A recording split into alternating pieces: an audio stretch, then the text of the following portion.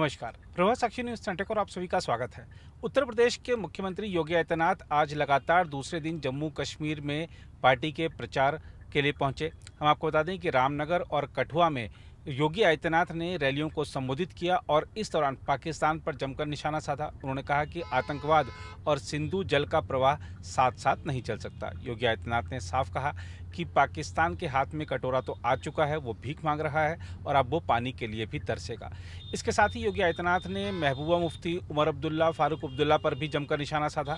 आइए देखते हैं योगी आदित्यनाथ ने अपने संबोधन के दौरान किन बड़े मुद्दों को उठाया है। बहनों और भाइयों,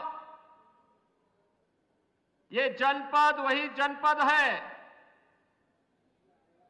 जिसने 1952 में कांग्रेस सरकार के द्वारा बाबा साहब भीमराव अंबेडकर की भावनाओं के विरुद्ध संविधान में धारा 370 जुड़ने के खिलाफ भारतीय जनसंघ के संस्थापक अध्यक्ष डॉक्टर श्यामा प्रसाद मुखर्जी के लोकतांत्रिक विरोध के फलस्वरूप कांग्रेस और एनसीपी की सरकार के द्वारा जो यातना दी गई थी और जिस तरीके से यहां की आवाज को दबाने का कार्य हुआ था, उसका साक्षी कठुआ जनपद है। बहनों और भाइयों, आज के इस अवसर पर जब डॉक्टर श्यामा प्रसाद मुखर्जी का वह स्लोगन एक देश में दो प्रधान, दो विधान, दो निशान नहीं चलेंगे, नहीं चलेंगे, आज जब वो सपना साकार हुआ है, आर्टिकल 370 सदैव के लिए समाप्त हुआ है, उन स्थितियों में विधानसभा के इस पहले चुनाव में जम्मू कश्मीर वासियों के अपने भाग्य का फैसला करना है। बहनों और भाइयों, चुनाव यह आपका लोकतांत्रिक अधिकार है, लेकिन चुनाव वर्तमान को सुरक्षित रखने और बेहतर भविष्य के लिए डबल इंजन की सरकार को आना यहां आवश्यक है। याद करिए, याद करिए, कांग्रेस को 1947 में देश की सत्ता प्राप्त हुई थी, उत्तर प्रदेश की भी सत्ता प्राप्त हुई थी, उत्तर प्रदेश में भी और देश में लंबे समय तक कांग्रेस ने शासन किया, लेकिन उसने अयोध्या में राम मंदिर के निर्माण में सदैव बैरियर बनकर के बाधा पैदा करने का कार्य किया। मोदी जी के नेतृत्व में 2014 में सरकार केंद्र में बनी। उत्तर प्रदेश में मोदी जी के आह्वान पर 2017 में सरकार बनी। 2019 में अयोध्या की समस्या का समाधान जो 5 सदी का था, उसे समाप्त होने, उस समस्या को समाप्त होने में मात्र 5 साल के अंदर उस समस्या का समाधान हो गया। याद करिए, कांग्रेस समस्या का नाम है और भाजपा समाधान का नाम है। ये कांग्रेस के लोग सेकुलरिज्म के नाम पर मुस्लिम तुष्टीकरण की पराकाष्ठा पर चल करके राष्ट्रीय सुरक्षा के साथ खिलवाड़ करने वाले लोग जब अयोध्या में राम मंदिर का निर्माण और फैसले की नौबत आई तो इन्होंने कहा था कि अगर हिंदुओं के पक्ष में फैसला होगा तो खून की नदियां बहेंगी।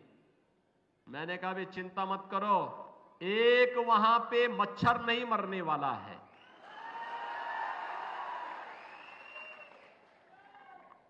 उत्तर प्रदेश में शांतिपूर्ण तरीके से सारे कार्यक्रम आगे बढ़े। ऐसे ही जब आर्टिकल 370 को समाप्त करने की बात आई थी, तब भी कांग्रेस, नेशनल कॉन्फ्रेंस, पीडीपी यही धमकी देती थी कि खून बह जाएगा। बहनों और भाइयों, आज साबित हो चुका है जम्मू कश्मीर 370 को समाप्त करने का समर्थन करता है और विकास की मुख्य धारा के साथ जुड़ने के लिए जिन लोगों ने 70 वर्षों तक यहां पे भ्रष्टाचार फैलाया, अराजकता फैलाई, गुंडागिर्दी फैलाई, पलायन करने के लिए मजबूर किया, हिंदुओं का कत्लेआम किया, जम्मू कश्मीर को आतंकवाद की भट्टी में झोंकने का कार्य किया था, वे विफल हुए।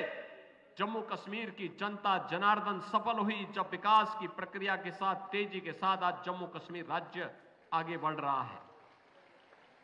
बहनों और भाइयों, कांग्रेस हो या नेशनल कॉन्फ्रेंस या पीडीपी, इन्होंने देश को विभाजन का दंश दिया, इन्होंने पलायन का दंश दिया, इन्होंने भ्रष्टाचार और दुराचार को बढ़ावा दिया, इन्होंने आतंकवाद का दंश दिया, इन्होंने भेदभाव का दंश भी आप सभी कठुआ वासियों को दिया। लेकिन बहनों और भाइयों, आज मोदी जी के नेतृत्व में पूरा जम्मू कश्मीर अब टेररिस्ट स्टेट नहीं, टूरिज्म का एक बेहतरीन डेस्टिनेशन बन चुका है। आज यहां पे लाखों की संख्या में टूरिस्ट आ रहा है।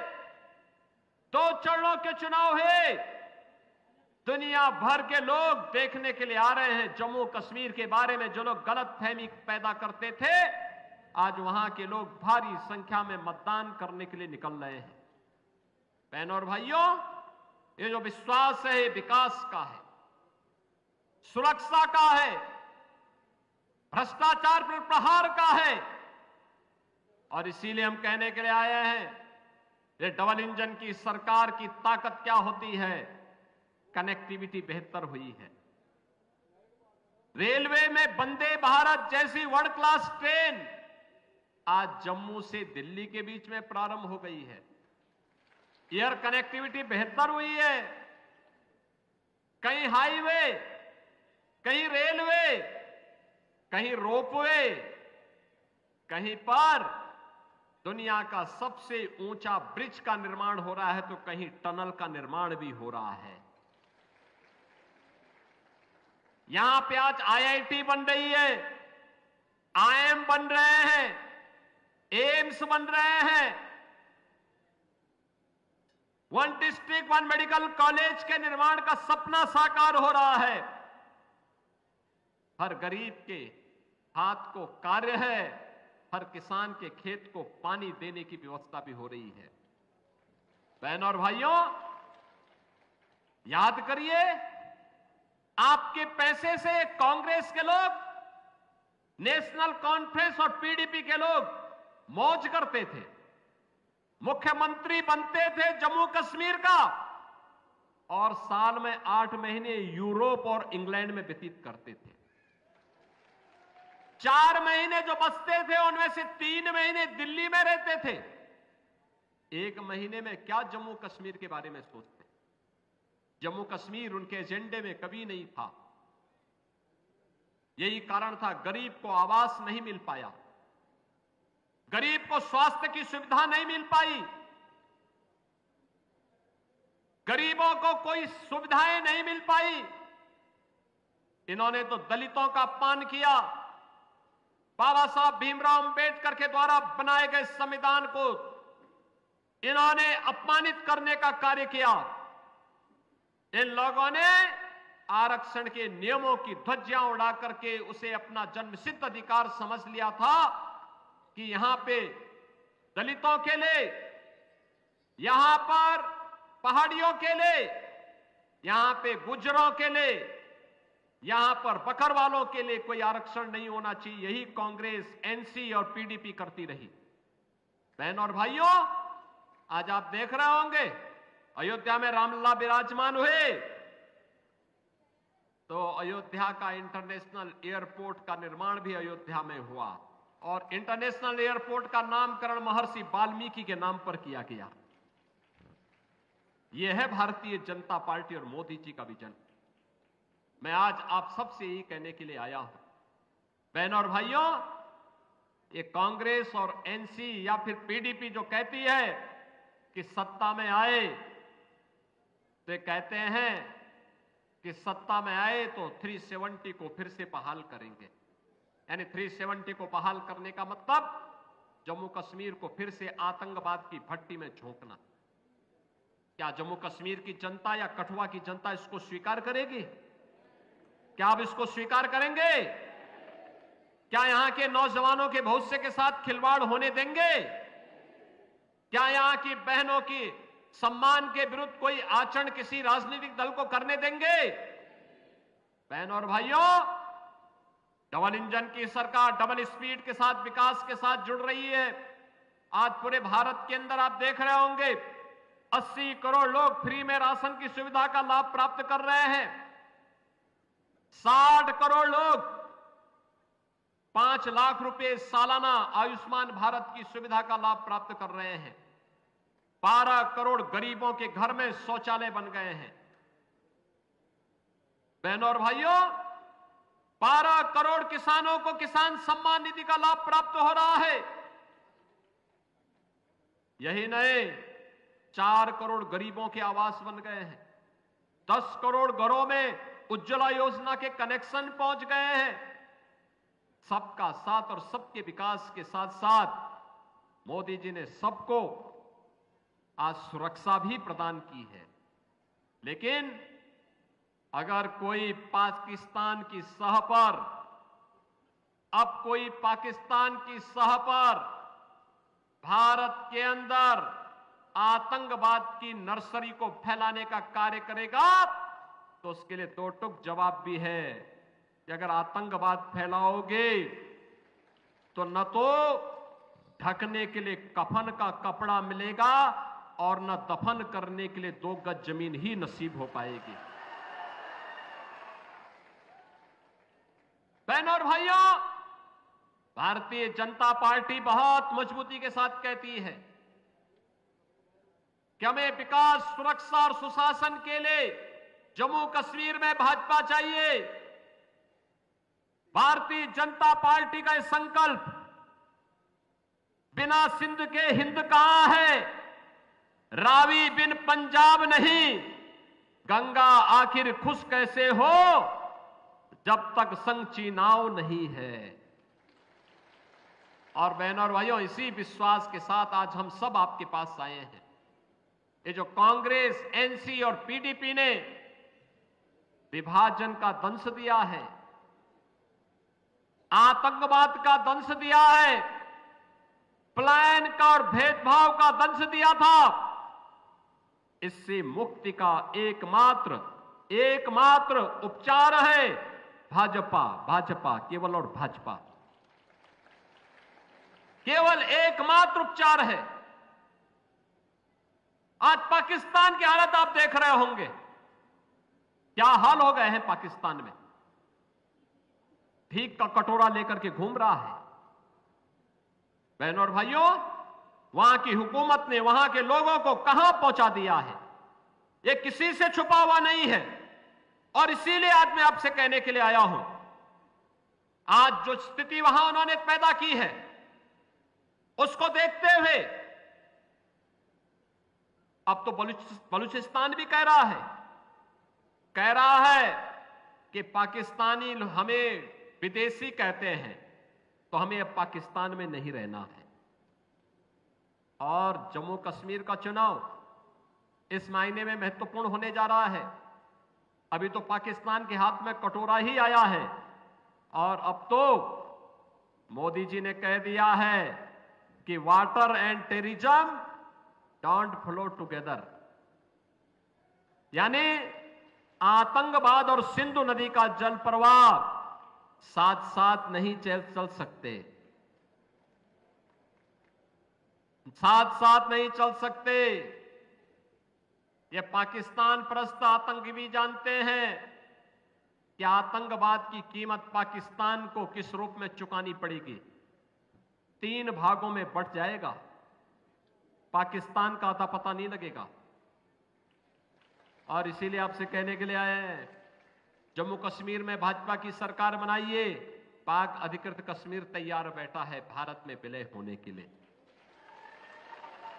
और कह रहा है हमें भी पाकिस्तान से आजादी चाहिए। वह भी कह रहा है हमें भी विकास चाहिए, हमें भी राशन चाहिए, हमें भी आयुष्मान का कार्ड चाहिए और वह भारत के अंदर ही संभव हो सकता है। और इसलिए बहनों और भाइयों, जम्मू कश्मीर में सुरक्षा, सुशासन और विकास के लिए भारतीय जनता पार्टी को फिर से यहां पर सरकार बनाने के लिए भारतीय जनता पार्टी ने से भारत भूषण को अपना प्रत्याशी बनाकर के आपके बीच में उतारा है। भारत भूषण, डॉक्टर भारत भूषण जी को आपका आशीर्वाद प्राप्त होगा। आशीर्वाद देंगे, आशीर्वाद देंगे, सभी का आशीर्वाद प्राप्त होगा। भारत भूषण जी यहां आइए, थोड़ा आशीर्वाद लीजिए जनता जनार्दन से। आपका आशीर्वाद मिलेगा, डॉक्टर भारत भूषण जी को आशीर्वाद मिलेगा ना, तो फिर मेरे साथ बोलेंगे भारत माता की, भारत माता की, भारत माता की।